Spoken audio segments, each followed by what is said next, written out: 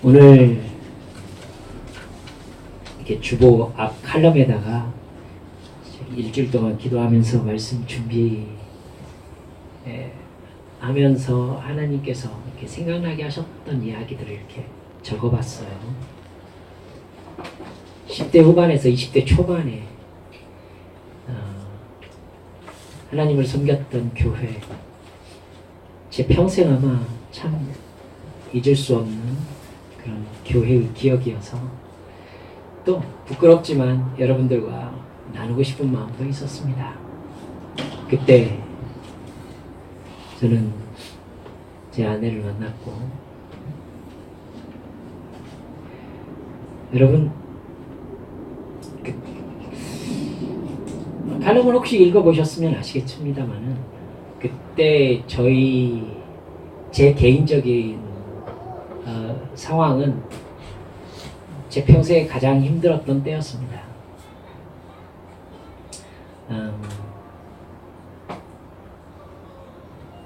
아버님이 사업에 실패하시고,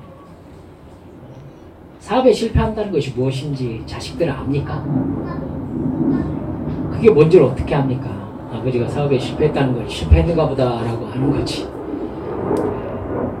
그렇게 실패하고, 문제는 그렇게 하시고 사라지셨다는 데 있죠. 부모님이 실패했을 때 보여주는 모습이 자녀들의 평생에 굉장히 큰 영향을 끼칩니다. 여러분 그걸 아셔야 돼요. 실패는 문제가 아니에요. 그 뒤에 어떻게 그 실패를 처리하느냐가 문제죠. 그런 면에 있어서 저희 가정은 최악이라고 할 만한 상황이 있었습니다. 이제 채무자들이 있고 상황이 정말 어려워지니까 아버님이 짐 2개를 들고 나가셨습니다. 제가 나이가 한참 들어서야 어떻게 그러실 수 있었을까라는 생각을 하게 되었습니다. 저는 제가 실패하고 채무자들이 찾아와가지고 제 아내와 제 자식에게 손찌검을 하는 모습을 예상을 하면서 짐을 들고 자기가 몸을 피할 수 있을 거라는 생각을 단 한 번도 해본 적이 없습니다. 근데 그런 상황이 되었습니다. 그때는 그게 뭔지를 정확히 몰랐습니다. 근데 결국 집은 이제 채무자들에게 넘어가게 되었고, 저희 어머님과 제 동생 셋이죠. 다, 네, 정말 조그마한 단칸방으로 이렇게 도망 나오다시피 쫓겨나야 했었습니다. 그 단칸방은 옆에서 얘야 하고만 얘기해도 옆방까지 말이 다 들리는, 그야말로 이렇게 생긴 판자떼기로 막아진 그런 칸칸칸 있는 그런 마치 기숙사 같은 그런 방이었습니다. 거기에서 우리 4명이 쫙 누워있으면 딱 맞았습니다. 참 고생스러웠습니다. 쌀을 푸대로 사지 않고 가서 이렇게 대로 데워주는 것을, 그것도 정부미라고 지금 있습니까? 정부미라고 있었습니다. 그거 먹으면은 그야말로 30분 만에 사라져버리는 그런 쌀로 된 그걸 이렇게 먹고 살았습니다. 좀 힘들었습니다. 반찬은 제 동생도 압니다만 정말로 간장과 김치 완전 시험 터진 거 하고 간장하고 같이 비벼 먹고 그랬었습니다. 정말 힘들었어요. 근데 솔직한 제 마음으로는 그것이 힘들다는 생각은 그때 못했던 것 같습니다. 그게 힘들다기보다 내가 뭘 어떻게 해야 되는지를 전혀 알 수 없다, 이거에 대한 절망이 되게 컸었던 것 같아요. 고등학생이 생각해내기에 그건 너무나 큰 일이었습니다. 그렇게 해서 쫓겨난 집에서 학교까지 걸어 다니다가 중간에 있는 교회가 그 교회였습니다.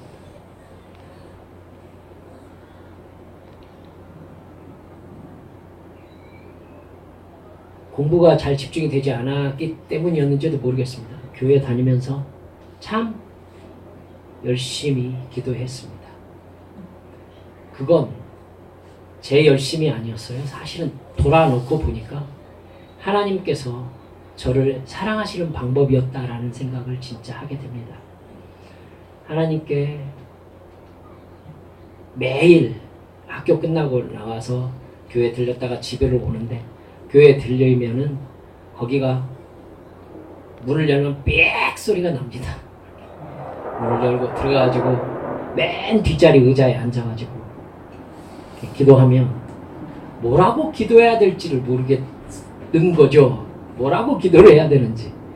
그래서 그냥 한참 앉아있다가 때로는 울다가 이렇게 집으로 돌아왔던 기억이 납니다. 근데 하나님께서 그때 한 사람씩 이렇게 사람을 보내주셨어요. 그 시간에 함께 모여서 기도하고 예배하다가 여러분 제가 칼럼에 썼습니다만 그러다가 그 교회가 갑작스럽게 부흥을 했습니다.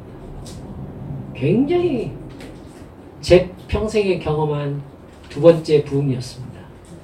그 이전에 교회에서 겪었던 부흥을 여러분께 말씀드리면 그것 또한 마음속에 와 어떻게 하나님께서 이렇게 일하실 수 있는가 라는 부흥의 현장에 제가 있었습니다만 제가 이 교회로 와서 기도하면서 그 부흥을 또 경험을 했어요.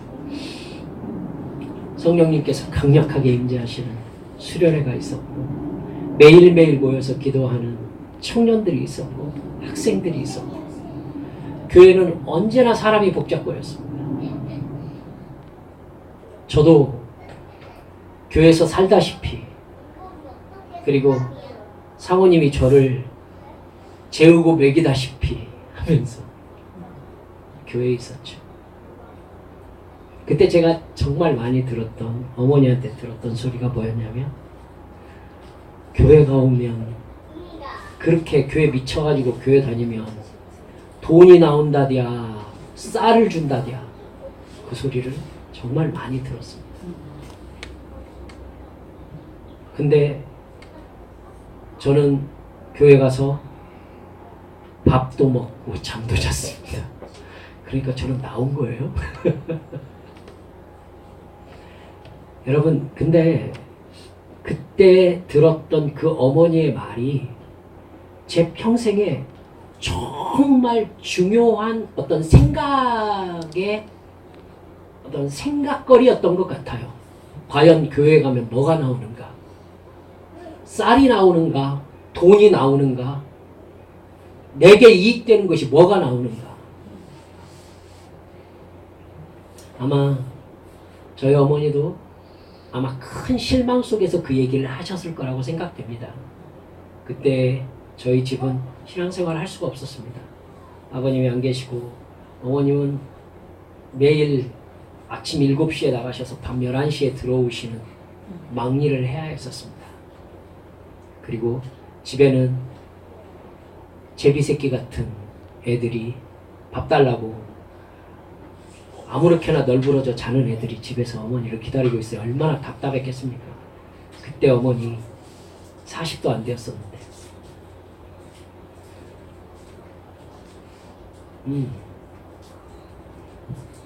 아마 교회에서 아버님을 따라다니면서 많이 봉사도 하고 인정도 받았던 집사님이셨습니다. 근데 그렇게 열심히 신앙생활을 한 결과 지금 자기는 돼지막을 개조한 집에서 돼지 냄새가 은은히 나는 그 방에서 천장으로 쥐가 툭툭툭툭 뛰어다니는 그런 방에서 교회에 나갈 수조차 없는 막일을 하면서 살고 있는 거예요. 온 세상이 자기를 버린 느낌이었겠죠. 그리고 제가 늘 자기 전에 11시 정도 어머님 집에 들어와가지고 밖에 나가가지고 빨래하고 그 한겨울 찬 수돗물 틀어가지고 거기서 쫙쫙쫙 이렇게 빨래하던 모습, 밥 짓던 모습 다 생각납니다. 들어와가지고 한숨이 팍팍 한숨 소리가 들리고 애 4명이 이렇게 누워 자는 모습을 저는 어머니하고 얼굴을 안 마주치려고 이쪽으로 돌아서 가지고 이렇게 누워서 자는데 한숨을 푹 내쉬면서 내가 무슨 죄를 그렇게 지었다고 귀에 못이 박히도록 제가 들었죠. 아마 제가 깨있는 줄은 모르셨을 것입니다.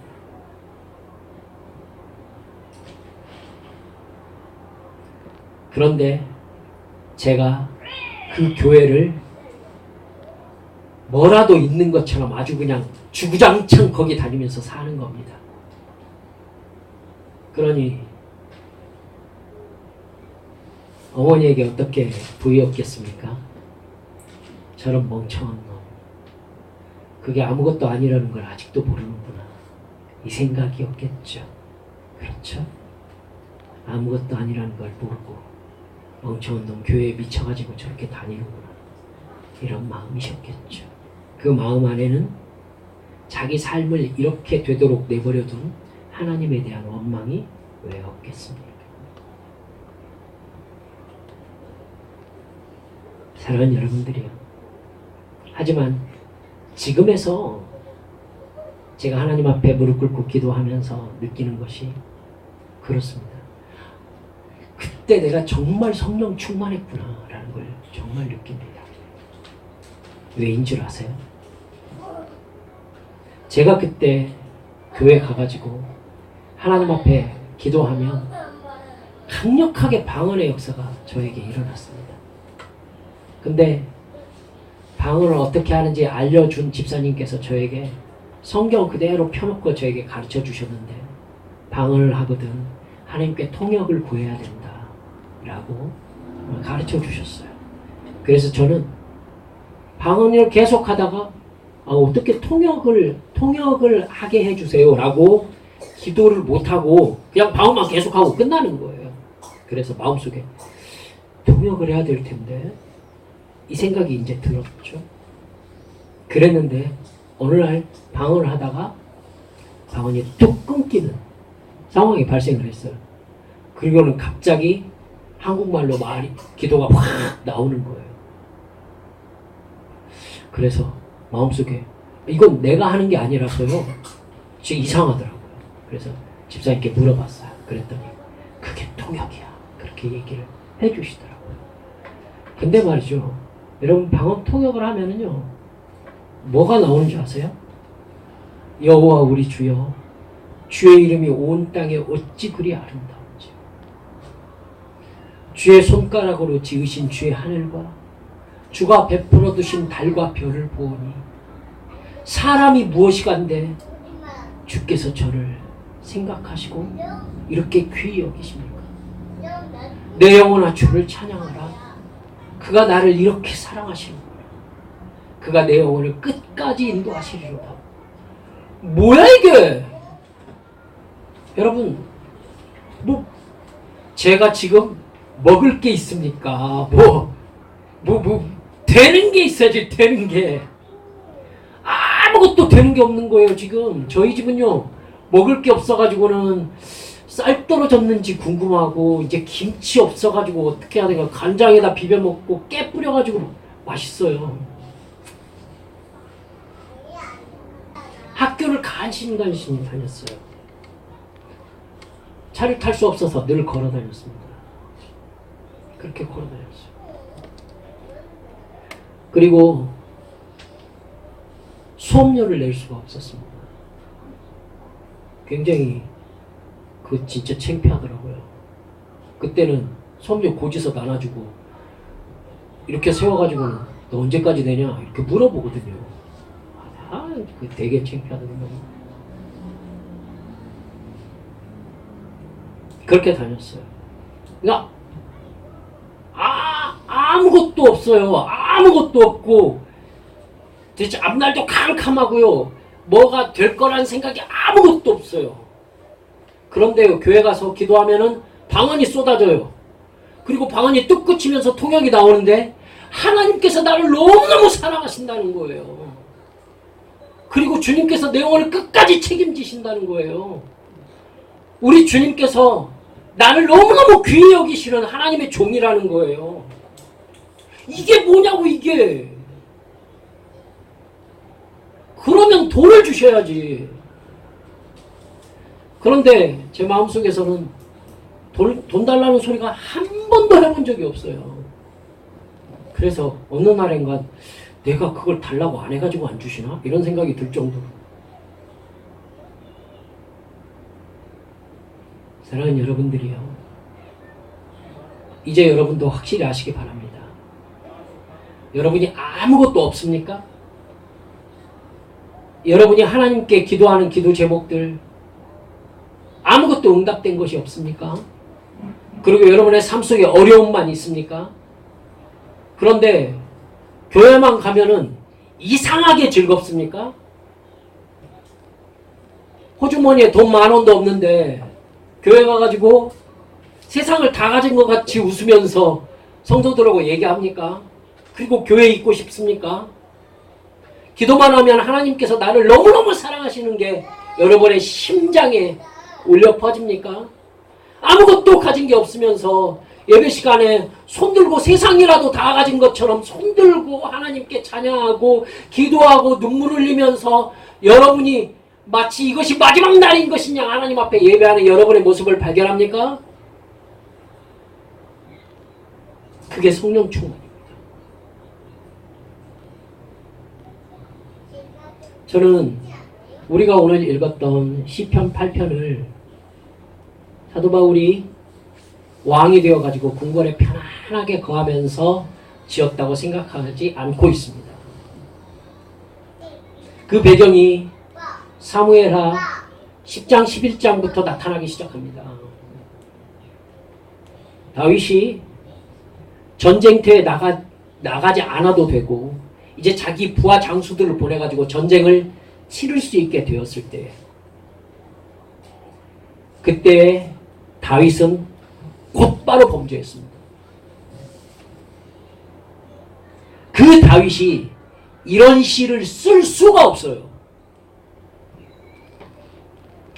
이 시는 다윗이 사울을 두려워해서 이쪽 산으로 저쪽 산으로 도망다니면서 하나님께서 그렇지만 다윗을 사울의 손에 붙이지 아니하시니라, 이렇게 하나님께서 우리에게 가르쳐 주시는 그 현장 속에서 나오는 시가 틀림이 없습니다. 다윗이 사실은 인생 자체로 생각할 때는 암흑만 있었을 바로 그때, 내일의 생명을 장담할 수 없어서 사울이 어디까지 나를 쫓아왔는지 사람을 보내가지고 사울이 내려온다는 소식을 수집해야 했던 바로 그때, 그래서 자기를 그렇지 않아도 자기 혼자 피하고 살기도 힘든데 자기 따라오는 사람 먹여 살려야 되는, 그래가지고 이거 도대체 나보고 어떻게 하라는 말인가, 하나님 앞에 도대체 앞이 깜깜해가지고는 뭘 어떻게 해야 될지 알지 못하고 놓여져 있었던 바로 그때, 사랑하는 여러분들이요, 그때 다윗은 가장 성령 충만했습니다. 사울은 굳은 궁궐 속에서 엄청난 음식을 먹어가면서 자기를 섬기는 사람 속에 있으면서 귀신 들려서 잠을 자지 못하고 소리 지르고 불안해하고 두려워 떨었습니다. 그런데 다윗은 사울에게 하루가 멀다 하고 생명의 위협을 받으면서 쫓겨다니면서 어떻게 살아야 되는지, 앞으로 어떻게 될 것인지, 내 생명이 어떻게 될 것인지에 대해서 확신할 수 없는 상황에서 성경이 얘기하듯이 다윗이 두려워하여 이쪽 산으로 도망가고 다윗이 사울을 두려워하여 저쪽 산으로 도망가면서, 그러면서 다윗은 여호와 우리 주여, 주의 이름이 온 땅에 어찌 그리 아름다운지. 여러분, 이게 믿음입니다. 성경은 이런 믿음의 길을 간 사람들이 하나님의 가장 큰 사랑을 받은 사람으로 기록하고 있습니다. 사도 바울을 보십시오. 사도 바울이 어떻게 살았습니까? 그는 고린도후서에서 자기가 40에 하나 감염매를 3번 맞았다고 얘기하고 있습니다. 태장으로 맞고 돌로 맞고 굶주리고 헐벗고 자지 못하고 동족의 위험과 이방인의 위험과 사람이 경험할 수 있는 모든 고통을 다 경험하면서 그가 살았습니다. 하지만 그는 빌립보서 2장에서 이렇게 얘기합니다. 빌립보 성도들이여 기뻐하십시오. 내가 다시 말합니다. 기뻐하십시오. 그러면서 여러분들은 저를 본받는 자가 되십시오. 무슨 뜻입니까? 당신이 지금 로마 감옥에 갇혀 있으면서 그 고통의 세월을 보내는 삶을 살았음에도 불구하고 자기는 기쁘고 행복했다는 것입니다. 왜요? 하나님께서 나를 단 한순간도 버리지 아니하셨고 나는 주의 손에 붙잡힌 자로 살았노라고 고백하고 있는 것입니다. 여러분, 그게 성령 충만입니다. 성령 충만이에요. 하나님께서 이 지구상에 일으켰던 하나님의 존재와 사랑과 능력을 나타내는 그 어떠한 부흥의 역사 속에서도 위대한 왕이 쓰임받은 적이 없고 위대한 학자가 쓰임받은 적이 없습니다. 이름 없는 광부, 이름 없는 농부, 그 사람들이 주의 십자가 메시지의 스피처로 사용되었고,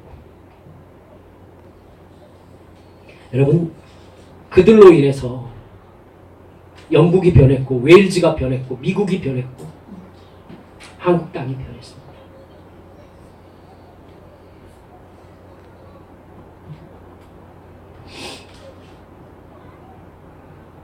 간절히 하나님께 기도하고 있습니다. 주여, 제가 죽기 전에 이 땅에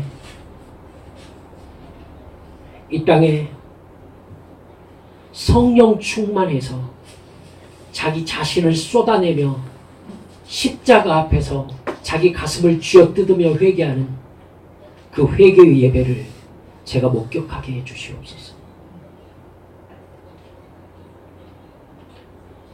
주님께서 어느 한 교회에 그런 일을 발생시켰을 때에 그건 절대로 그 교회의 일로 끝나는 일이 아니라는 걸 저는 압니다.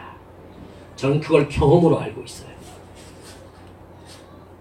그건 하나님께서 그 교회와 연관되어 있는 성도를 구원하시고자 하는 하나님의 놀라운 역사입니다.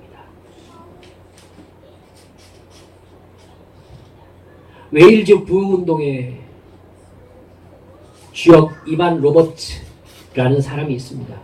그 사람에 대한 기록을 제가 여기다 적어왔습니다. 제가 따로 설명할 필요도 없이 제가 쭉 읽어드리면 여러분이 아실 것 같아서 제가 읽어드리겠습니다.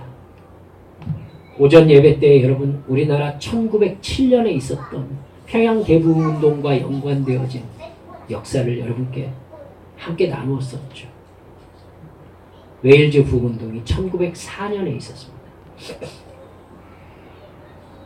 1904년 영국의 웨일즈 부흥운동의 주역은 이반 로버츠이다. 그는 웅변가에 어떤 기술도 없었고 박학도 아니었다. 그가 알고 있는 유일한 책은 성경이었으며 그의 마음은 하나님과 그의 거룩한 말씀에 대한 정열로 불타고 있었다. 어느 날 로버츠가 기도하고 있을 때 하나님께서 웨일즈에 부흥을 보내실 것이며 10만 명의 불신자들이 그리스도께 돌아올 것을 계시하여 주셨다. 그런 후 성령님은 로버츠에게 앞으로 올 부흥은 프레리 초원에 불이 번지는 것처럼 영국에 퍼진 후 유럽, 아프리카, 아시아 전역에 퍼져갈 것을 보여주셨다. 이 비전에 불타서 로버츠는 설교할 기회를 찾았지만 전혀 없었다. 그는 그의 목사에게 설교를 시켜달라고 간청했으나 처음에는 당황한 목사가 이처럼 너무 열광적인 탄광 노동자에게 허락하지 않았다. 여러 번 더 간청한 후에 목사는 마지못해 허락하였다. 좋아, 이반. 다음 주 수요일 저녁에 예배에서 설교할 수 있네. 만일 누군가 남아서 듣는다면 말이야. 17명이 의아해하며 뒤에 남았다. 젊은 전도자는 담대하게 하나님께 들은 말씀을 선포하였다. 그의 메시지는 단순했다. 1. 당신은 생각나는 모든 죄를 하나님께 고백해야만 한다. 2. 당신은 생활 속에서 좋지 않은 습관을 모두 제거해야만 한다. 3. 당신은 성령님의 인도하심에 즉각 순종해야 한다. 4. 당신은 그리스도를 증거하기 위해서 대중에게 나가야만 한다. 비록 로버츠의 설교는 미숙했지만 목사와 17명의 교인들은 마음이 하나님을 만남으로 불타기 시작했다. 다음날 밤에는 더욱 많은 사람들이 젊은 설교자의 말씀을 듣기 위해 모여들었으며 부흥의 불길은 순식간에 다른 교회에 퍼져갔다. 그 30일 안에 37,000명이 강단 앞에 나와서 그들의 죄를 회개하고 예수 그리스도를 그들의 구세주와 주님으로 영접했다. 그리고 5개월 안에 10만 명이 웨일즈 전역에서 울면서 그리스도의 왕국으로 모여들었고 결국 로버츠의 비전은 성취되었다. 양의 뿌리라고 불리는 신문은 다음과 같이 이야기했다. 이반 로버츠는 무명의 청년이지만 어느 날 하나님의 말씀을 들었을 때 그는 순종하였다. 그는 자신이 지금의 사역에 인도된 것은 성령님의 직접적인 인도에 의한 것이라고 말했다. 한 번의 의심이나 망설임도 없이 그는 사람들에게 받아들여졌다. 그가 어디를 가든지 마음들이 하나님의 사랑으로 불붙었다. 또 감리교 기록지는 이렇게 보고하였다. 웨일즈는 지금 과거의 어떤 부흥과도 비교할 수 없는 부흥의 격렬한 아픔과 환희의 한가운데 있다. 이것은 이른바 도덕혁명이라고 할 수 있다. 웨일즈의 신문들은 새롭게 태어나서 하나님의 나라에 들어간 사람들의 명단을 싣기 시작했다. 대학은 문을 닫았고 학생들은 하나님을 찬미하고 노래하면서 기도 모임으로 향했다. 어떤 기사에 의하면 법정에서 재판관과 배심원이 심리를 중단하고 피고를 위해 기도하자 피고인이 그리스도를 영접했다고 한다. 부흥은 탄광 안에서도 똑같이 갑자기 시작되었다. 하나님이 보여주신 그대로 로버츠는 영국에 급격한 부흥이 일어나는 것을 보았다. 영국에서 약 200만 명이 그리스도를 영접하였다. 그런 후에 성령님은 서유럽과 북유럽으로 부흥을 확산시켰다.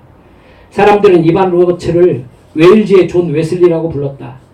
그의 집회에는 탄광에서 일하는 많은 광부들이 피곤한 몸을 이끌고 참석했었는데 그들은 눈물로 회개하며 훔쳐온 연장을 돌려주기도 했다.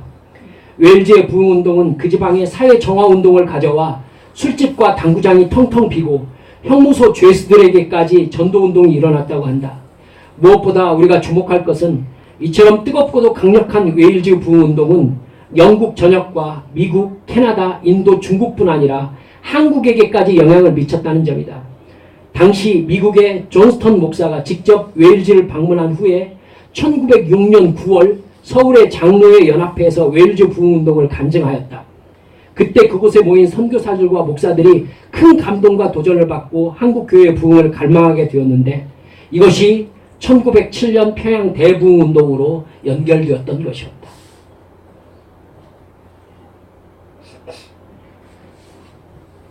사랑하는 여러분들이요, 성령님의 역사는 끝났습니까?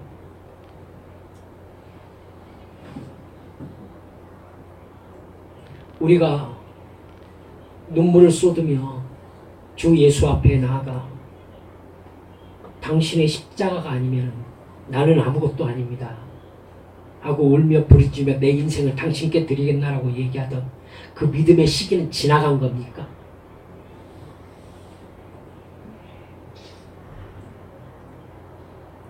그래서 그 추억을 아는 채 천국 가시겠습니까?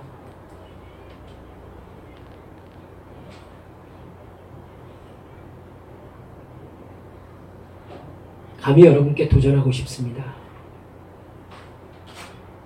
지금 성령께서 여러분 안에서 행하시고 있는 일은 무엇입니까?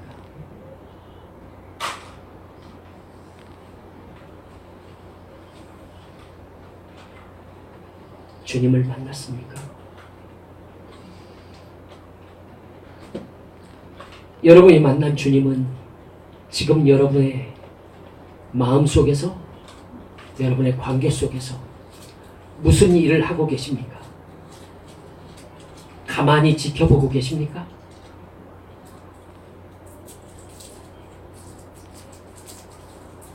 베드로는 이렇게 얘기합니다.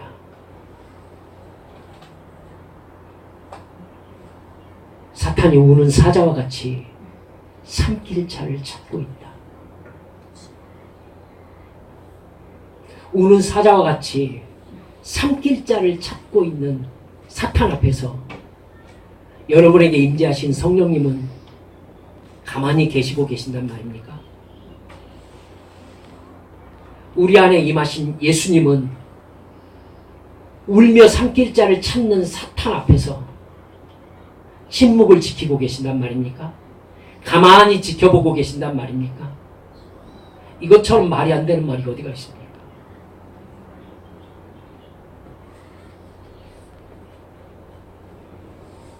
주님을 사랑하는 열정이 있습니까? 제 아내와 연애할 때가 생각납니다. 제가 아내와 몰래 만나려고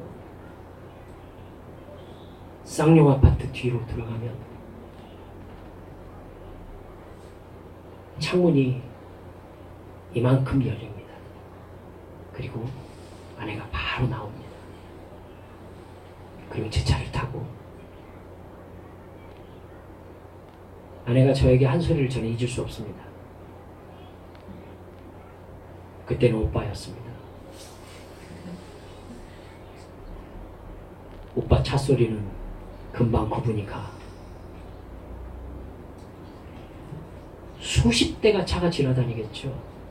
근데 아내는 제 차 소리를 금방 구별해냅니다. 왜죠? 그게 왜겠습니까? 사랑하니까 그렇지. 주님이 여러분 마음속에 말씀하시는 음성을 여러분이 구분할 수 없다고요? 왜죠? 그게 왜겠습니까? 사랑하지 않으니까 그렇죠.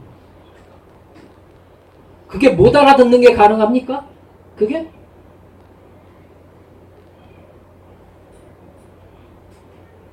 사는 여러분들이요. 살아계신 하나님이면 나도 영적으로 살아있어야 됩니다. 그리고 살아있는 신이 나를 사랑하신다고 여러분의 입술로 고백했으면 그 신을 사랑하기 때문에 내가 무엇을 하고 있는지 말할 수 있어야 하고, 그 신이 나를 사랑하기 때문에 그 신이 나에게 해주신 것을 말할 수 있어야 합니다. 그런 두 사람의, 그런 둘의 비밀이 없이 사랑한다고 말할 수 있습니까? 말도 안 되는 거짓말로 저를 설득하려 하지 마십시오.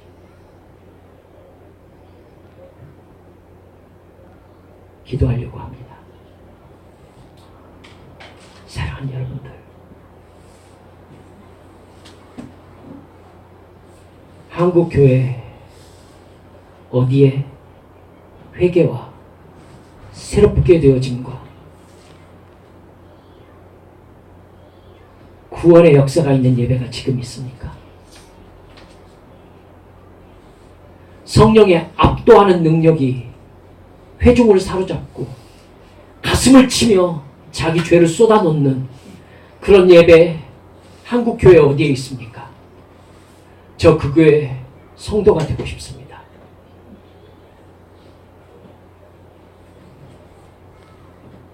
여러분, 그게 아니라면 여러분 무엇을 사모해서 이 자리에 나와 계십니까? 여러분 예수 외에 뭘 갖고 싶습니까?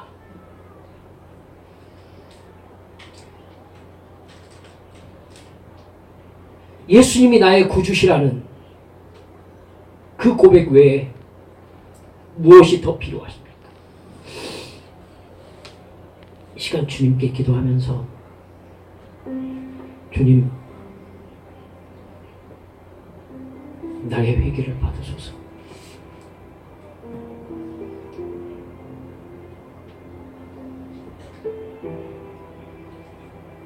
성령님 내게 오시옵소서.